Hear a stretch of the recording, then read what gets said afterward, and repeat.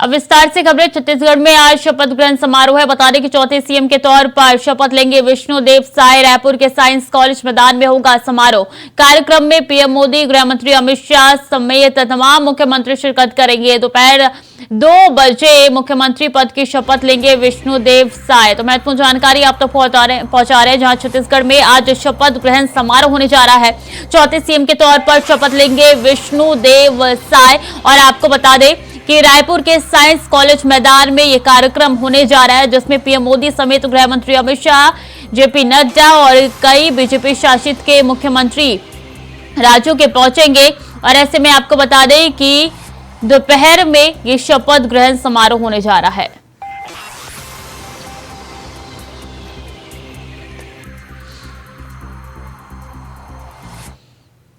चलिए अब आपको ग्राफिक के सहायता से दिखाते हैं कि आखिर दावेदार कौन कौन होगा, मंत्रिमंडल में कौन कौन बन सकता है मंत्री। तो मंत्री पद का दावेदार कौन है? अरुण साव, बृजमोहन अग्रवाल, रामविचार नेताम। ये वो मंत्री है जो कि मंत्री बन सकते हैं। ये वो नेता है जो कि मंत्री बन सकते हैं। केदार कश्यप, लता उसेंडी, धर्मलाल कौशिक ये मंत्री पद के दावेदार है और इनको मंत्रिमंडल में जगह मिल सकती है। ओपी चौधरी, राजेश मुर्नत और अमर अग्रवाल का नाम भी इसमें शामिल है। तो वो नाम है ये जो जिनको मंत्रिमंडल में हिस्सा जगह जो है वो मिल सकती है। दयालदास बघेल, रेणुका सिंह, अजय चंद्राकर। बता दें रेणुका सिंह का नाम जो है सीएम के दावेदारी में था, लेकिन अब ये कहा जा रहा है कि इनको मंत्रिमंडल में हिस्सा मिल सकता है, इनको जगह मिल सकती है। तो ये तमाम वो नाम है, अरुण साव, बृजमोहन अग्रवाल, रामविचार नेताम।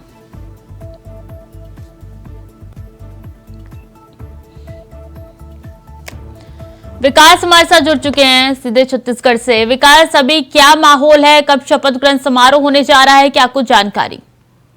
देखिए रायपुर के साइंस कॉलेज मैदान में जो है आज जो है मुख्यमंत्री विष्णुदेव साय के साथ में तमाम मंत्रियों का जो है शपथ ग्रहण समारोह आयोजित है। 2 बजे से दोपहर को ये कार्यक्रम की शुरुआत होगी, जिसमें जो है प्रधानमंत्री नरेंद्र मोदी समेत जो है गोवा, महाराष्ट्र और त्रिपुरा के मुख्यमंत्री सहित अन्य भाजपा शासित राज्यों के मुख्यमंत्री भी यहाँ पे आएंगे। साथ ही जो लाखों कार्यकर्ता भारतीय जनता पार्टी के हैं वे इस तरह समारोह में उपस्थित होंगे। इसके अलावा जो है पुलिस प्रशासन द्वारा चाक चौबंद व्यवस्था जो है यहाँ पर की गई है। दोपहर 3:30 बजे जो है भोपाल से प्रधानमंत्री नरेंद्र मोदी जो है सीधे जो है राजधानी रायपुर आएंगे, शपथ ग्रहण समारोह में शामिल होंगे। ठीक है विकास, एक बार फिर से आपका लौटेंगे आपके पास और बता दें कि छत्तीसगढ़ में नए मुख्यमंत्री बनने जा रहे हैं विष्णुदेव साय और दोपहर वो शपथ लेने वाले हैं। तो विष्णुदेव साय छत्तीसगढ़ के चौथे मुख्यमंत्री के तौर पर शपथ लेने जा रहे हैं। दोपहर 2 बजे का वक्त बताया जा रहा है जब वो शपथ लेंगे। विकास हमारे साथ लगातार बने हुए हैं। विकास, कौन कौन से ऐसे चेहरे हैं जिनको मंत्रिमंडल में जगह मिल सकती है, कुछ जानकारी निकल के सामने आ पाई है क्या? जी, इस बार जो है मंत्रिमंडल में जो है पुराने और नए चेहरे का दोनों का एक मिक्सअप कंबाइंड मंत्रिमंडल तय किया गया, जिसमें जो है पुराने और नए चेहरों को दोनों को शामिल किया जाएगा। इस बार जो है पहली बार विधायक चुनकर शर्मा को जहां डिप्टी सीएम बनाने जा रही, वहीं अरुण साव को भी डिप्टी सीएम बनाने की बात कही जा रही है। इसके अलावा जो है पुराने मंत्रियों की बात करें तो बृजमोहन अग्रवाल, धर्मलाल कौशिक, राजेश मुर्नत, अमर अग्रवाल, ऐसे कई जो नाम है जो पूर्व में भी मंत्री रह चुके हैं पिछले 15 सालों के कार्यकाल में। इसके अलावा जो है उन्हें इस बार भी मंत्री पद की शपथ जो है यहाँ पे दिलाई जाएगी। साथ ही जो है ऐसे कई और नए चेहरे हैं जिन्हें जो पहली बार जो मंत्री बनाया जाएगा, जिसमें जो कई सारे ऐसे नाम है। 12 मंत्रिमंडल में जो है मुख्यमंत्री विष्णुदेव साय के साथ में 11 मंत्री, टोटल 12 मंत्री यहाँ पे तय होंगे। इसके अलावा जो है यहाँ पे कई सारे नए चेहरों को भी इस बार जो है मौका दी जाएगी, जिसमें पहली बार जो है विधायक चुनकर आए पूर्व आईएएस ओपी चौधरी का नाम सबसे पहले शामिल है, जिसमें जो है उन्हें एक बड़ा विभाग जो है दिया जा सकता है। जी, कितने बजे शपथ ग्रहण समारोह होने जा रहा है और तैयारियां किस तरीके से चल रही है विकास? देखिए 2 बजे दोपहर में यह कार्यक्रम जो है शुरू हो जाएगा, जिसके बाद जो है प्रधानमंत्री नरेंद्र मोदी जो है 3:30 बजे के लगभग जो है भोपाल से सीधे जो है राजधानी रायपुर के साइंस कॉलेज मैदान आएंगे, जहां पे जो है शपथ ग्रहण समारोह आयोजित है। यहाँ पे जो है शपथ ग्रहण समारोह में प्रधानमंत्री नरेंद्र मोदी जो है दोपहर 3:30 बजे से लेकर 5:30 बजे तक इस कार्यक्रम में शामिल होंगे, जिसमें जो है कई सारे राज्यों के मुख्यमंत्री और भाजपा शासित राज्यों के मुख्यमंत्री के अलावा देश के तमाम जो भाजपा के बड़े पदाधिकारी है वे शामिल होंगे। साथ ही जो है प्रदेश के लाखों कार्यकर्ता भी इस प्रोग्राम में शामिल होंगे। यहाँ पर जो है मुख्यमंत्री विष्णुदेव साय के साथ में प्रधानमंत्री जो है अपनी घोषणाओं पर जो किए गए वादे हैं उनको लेकर पूरा करने समय जो कई सारे जो है और भी अन्य घोषणाएं कर सकते हैं। बता देना चाहूंगा कि साइंस कॉलेज मैदान में जो है मुख्यमंत्री का शपथ यह पहली बार हो रहा है। इसके अलावा जो पहले जो जितने भी मुख्यमंत्री ने शपथ लिया है, साइंस कॉलेज में किसी भी मुख्यमंत्री ने शपथ नहीं लिया है, जिसको लेकर यहाँ पे चाक चौबंद व्यवस्था पुलिस प्रशासन द्वारा की गई है।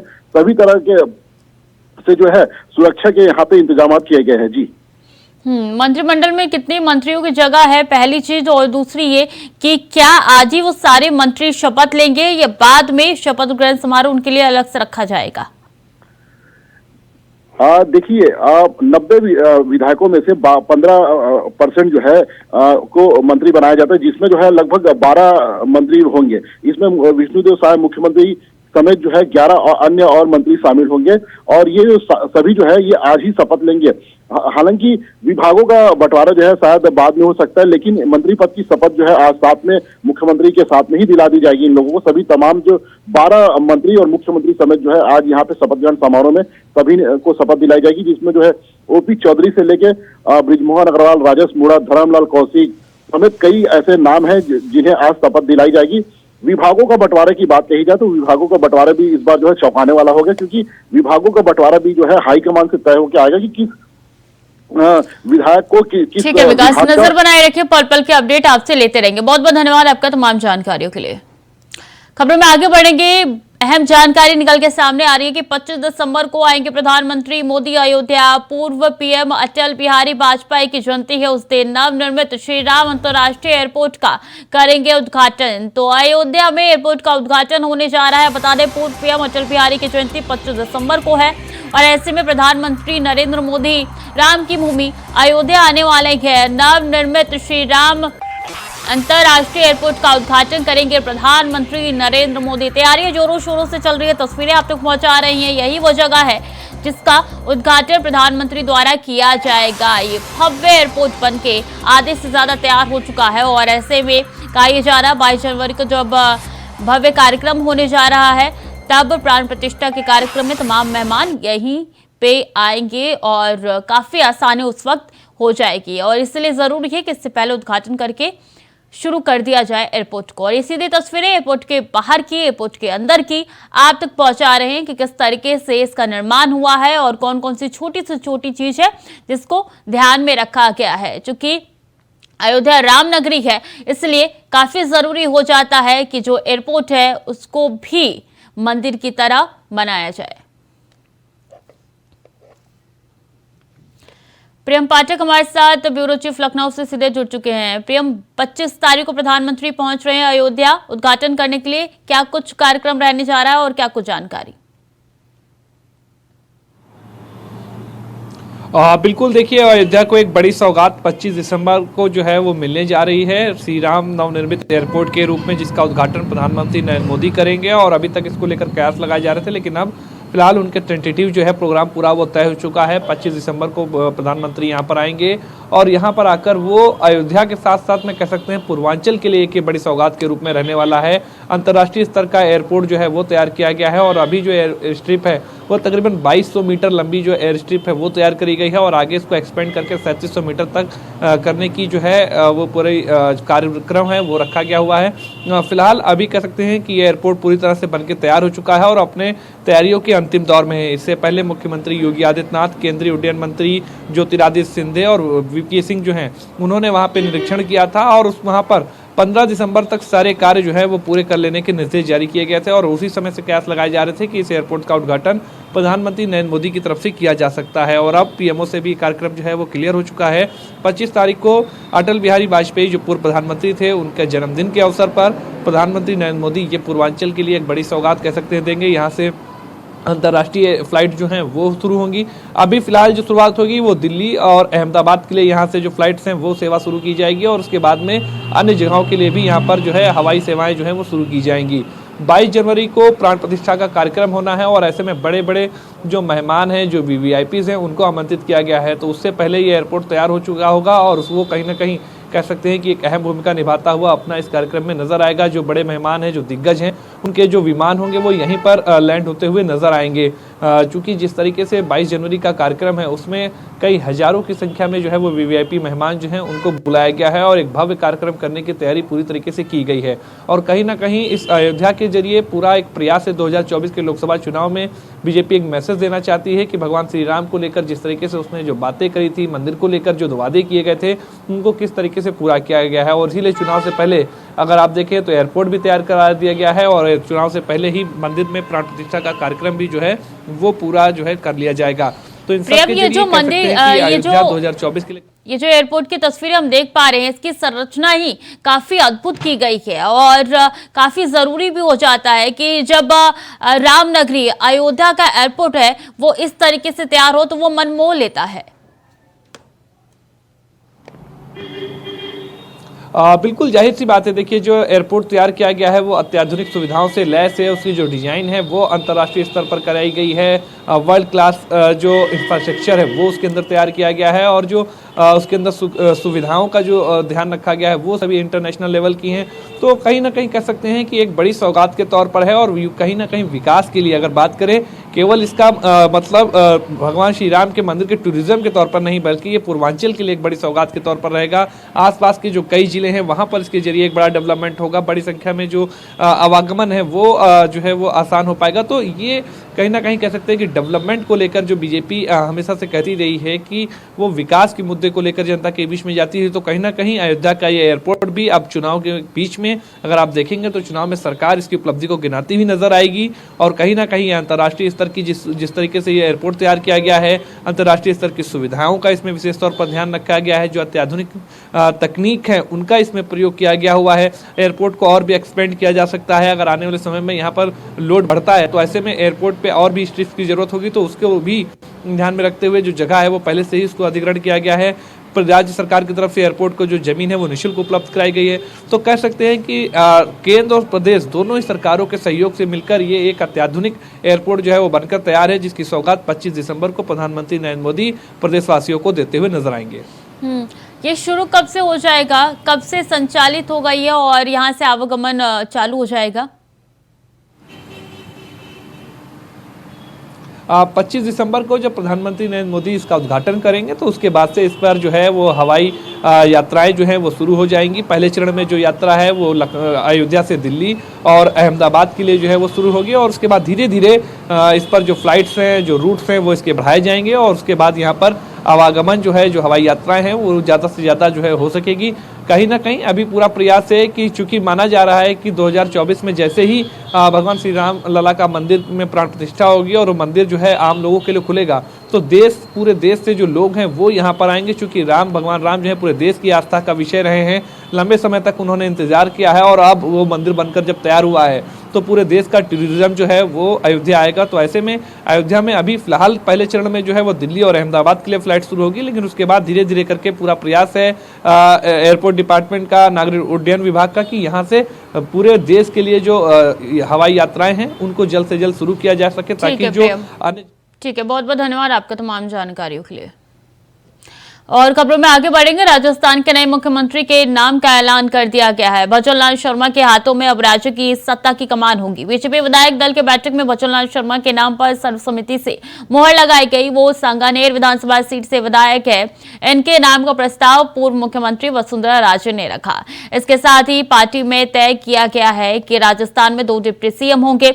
इसके लिए प्रेमचंद्र बैरवा और दिया कुमारी के नाम पर मुहर लगी। स्पीकर के लिए वासुदेव देवनानी का नाम फाइनल किया गया है।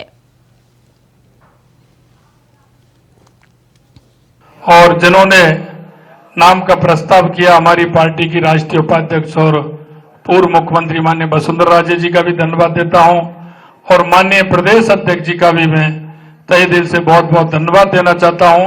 हमारे प्रभारी माननीय अरुण सिंह जी का मैं बहुत बहुत धन्यवाद देना चाहता हूं।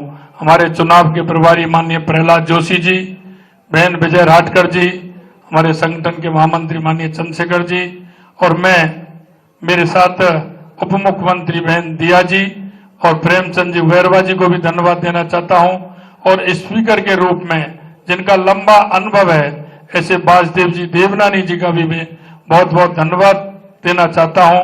और मैं इतना विश्वास दिलाना चाहता हूं कि राजस्थान की ये जो टीम है, राजस्थान के जो सभी हमारे विधायक हैं, निश्चित रूप से जो राजस्थान की अपेक्षा है हमसे, भारतीय जनता पार्टी से, हम माननीय हमारे यशस्वी प्रधानमंत्री नरेंद्र मोदी जी के नेतृत्व में हम राजस्थान का पूरी तरह से सर्वांगीण विकास किसी भी क्षेत्र में हो निश्चित रूप से हम पूरा करेंगे।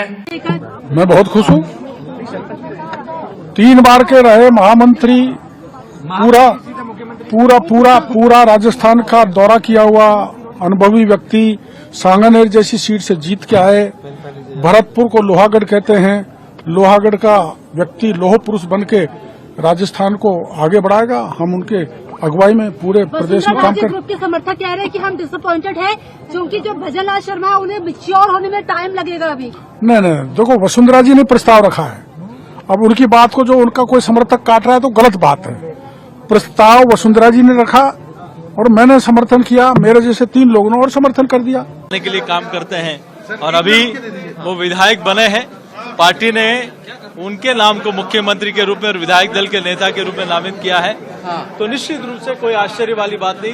वो लंबे समय से संगठन का और पार्टी का काम कर रहे हैं। कई बार तो महीनों तक पार्टी के काम को लेकर अपने घर पर नहीं जा पाते थे। बहुत लंबे समय से वो प्रवास और पार्टी के व्याप को लेकर पूरा अपना एक तरह से विस्तारक के रूप में वो पार्टी का काम किया है। बहुत शानदार फैसला, बहुत जमीनी कार्यकर्ता को मौका मिले, इससे बड़ी बात क्या हो सकती है। जो व्यक्ति जिसने गरीबी को अपने जीवन में अपने पास से देखा है, आम आदमी की जिंदगी जिया है और आम आदमी की दुख तकलीफों को जो समझता है उसको मौका मिलना बहुत बड़ी अच्छी बात है। मैं शुभकामनाएं देना चाहता हूं और भजनलाल जी के नेतृत्व में राजस्थान का सर्वांगीण विकास होगा, कानून व्यवस्था वापस बहाल होगी, पूरी उम्मीद है। संतुलन बहुत अच्छा है और सभी के सहयोग से, और हमारे जो माननीय मुख्यमंत्री जी श्री भजनलाल जी हैं, उनके साथ डिप्टी सीएम दिया जी हैं, बैरवा जी हैं और हमारे स्पीकर हैं देवनानी जी हैं, सबके साथ मिलकर उनके मार्गदर्शन पर और माननीय प्रधानमंत्री जी के नेतृत्व पर राजस्थान विकास के पथ पर आगे बढ़ेगा। बाहर के सपोर्टर कह रहे थे कि वसुंधरा राजे सपोर्टर कह रहे थे कि जो वो नाराज है वो लोग। नहीं, ऐसी कोई बात नहीं। आप लोग नई बातें मत बनाओ यार, कोई बात ही नहीं। आप लोग खुद बना देते हो और खुद ही अपने तरीके से आप चीजों को आगे बढ़ाते हो, गलत है। वहीं भजनलाल शर्मा के सीएम बनने की खुशी में उनके माता पिता ने क्या कुछ कहा, आइए आपको सुनाते हैं। बहुत बढ़िया, भगवान की मर्जी है भैया। राज बाबा की बंसी बारे की, बालाजी महाराज की भाई की मर्जी है। मतलब कभी आपने सोचा था क्या कभी ऐसा हो जाए? नहीं सोचा, छोटा तो बच्चा हो देखो। हाँ, काश्तकार को भगवान की मर्जी से, काश्तकार को हमारे नहीं, ये सब नहीं। आज सबने देखा है वो भगवान की मर्जी है, बालाजी महाराज की बंसी बारे की मर्जी। क्या नाम है मैया? नहीं, कभी आपने सोचा था क्या कभी ऐसा? प्रदेश की जनता को कुछ कहना चाहोगे? जनता को, प्रदेश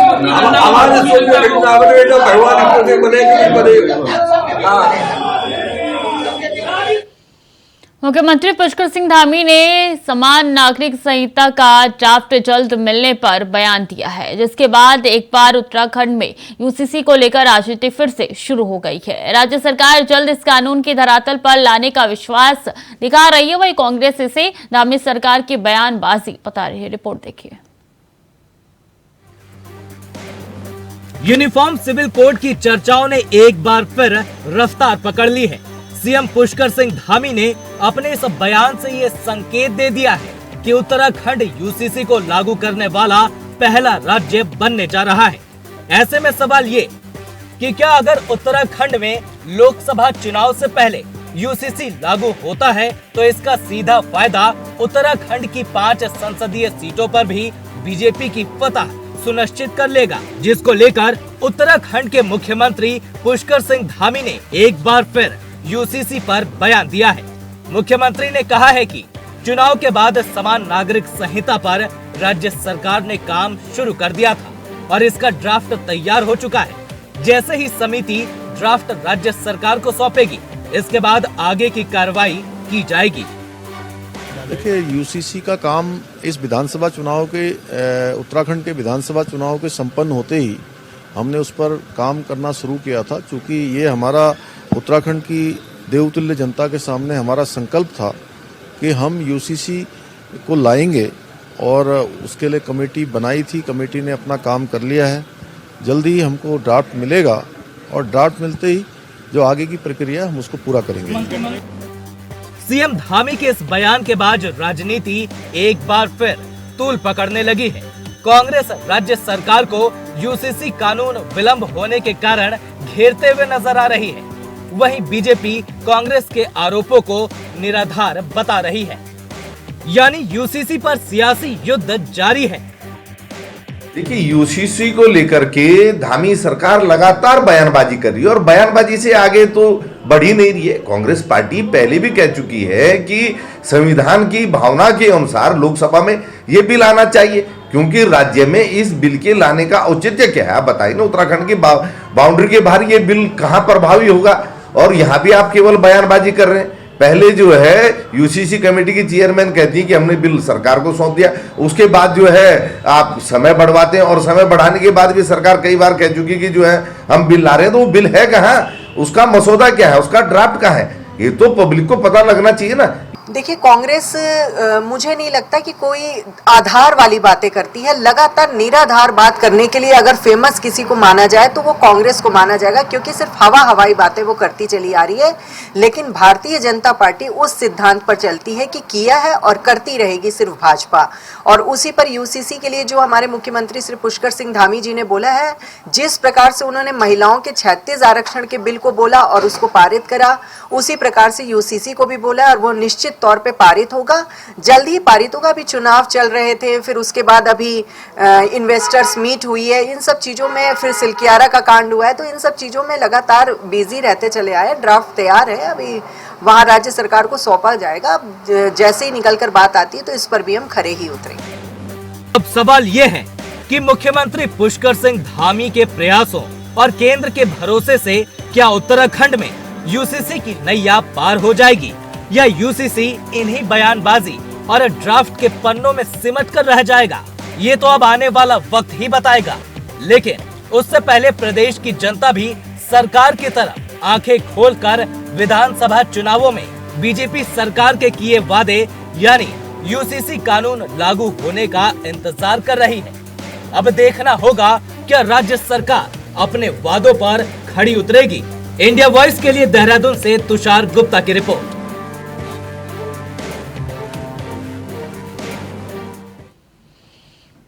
तो फिलहाल के लिए बुलेटिन में इतना ही। खबरें लगातार जारी है, देखते रहिए इंडिया वॉइस।